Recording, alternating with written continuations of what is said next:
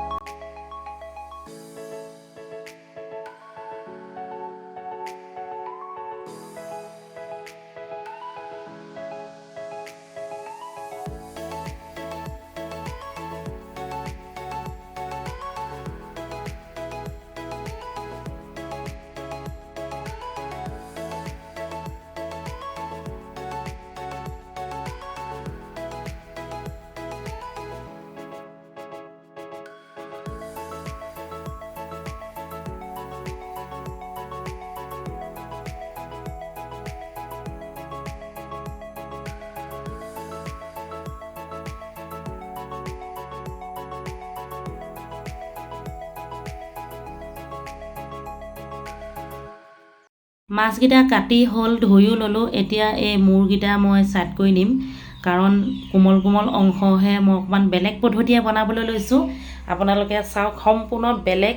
ইয়াত মই তেল ব্যৱহাৰ নকৰোঁ, কিন্তু কেনেধৰণে বনাম আপোনালোকে চাই থাকক। কি মছলা যোগ কৰিম সেয়াও চাই থাকক। এয়া চাওক, দুটা মূৰ ছাইড কৰি দিলোঁ। এই মাছখিনি মই সুন্দৰকৈ উলিয়াই ল'লোঁ। এতিয়া মই মছলা যোগ কৰিম। ইয়াত কি মছলা যোগ কৰিম আপোনালোকক দেখুৱাই দিব বিচাৰিছোঁ। এয়া পিঁয়াজ সুন্দৰকৈ মই মিক্সিত মিহি কৰি লৈছোঁ। এয়া চাওক, যিহেতু মোৰ ৰেষ্টুৰেণ্ট আছে সকলোৱে জানেই, আৰু মোৰ বন্ধু বান্ধৱীসকলে জানে। নতুনকৈ যিসকলে চাই আছে তেওঁলোকে নাজানিব পাৰে।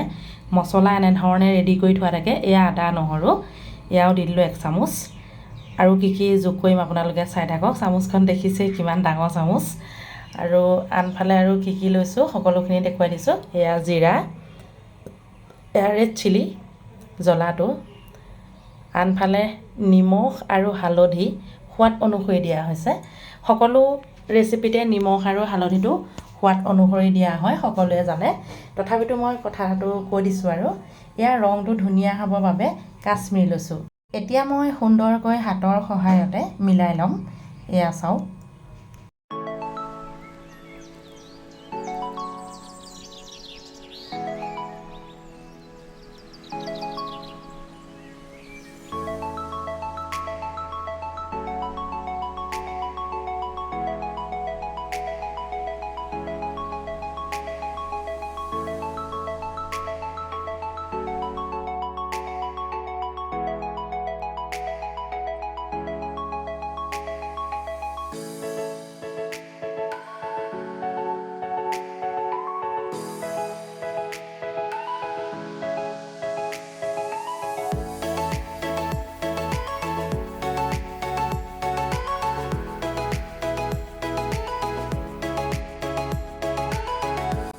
প্ৰিয় বন্ধু বান্ধৱীসকল, আপোনালোকক মই দেখুৱাই আছোঁ, নিশ্চয় আপোনালোকে বুজি পাইছে।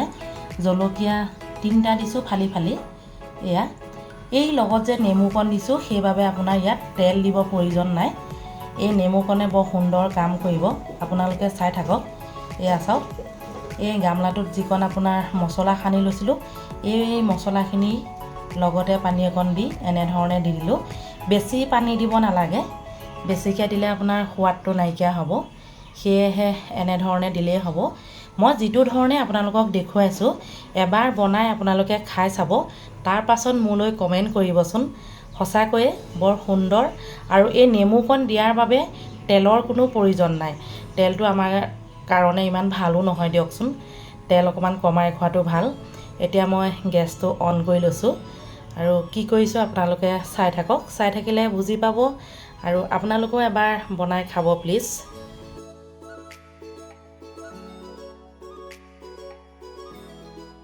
কেৰাহীটো কিয় পাতিলোঁ চাওক, এয়া পানী দি দিলোঁ। ইয়াত মই পানী জোখমতে দিছোঁ আৰু আধা জাৰমান, কাৰণ 15 মিনিট উতলিব লাগিব। এইয়া লাহেকৈ টিফিনটো বহুৱাই দিলোঁ, মানে আজি মাগুৰ মাছ ভাপত সিজাই খাম। এয়া ঢাকন মাৰি দিলোঁ। এতিয়া মই 15 মিনিটৰ পাছত খুলিম আৰু আপোনালোকক দেখুৱাম কেনেকুৱা হৈছে, চাব আপোনালোকে।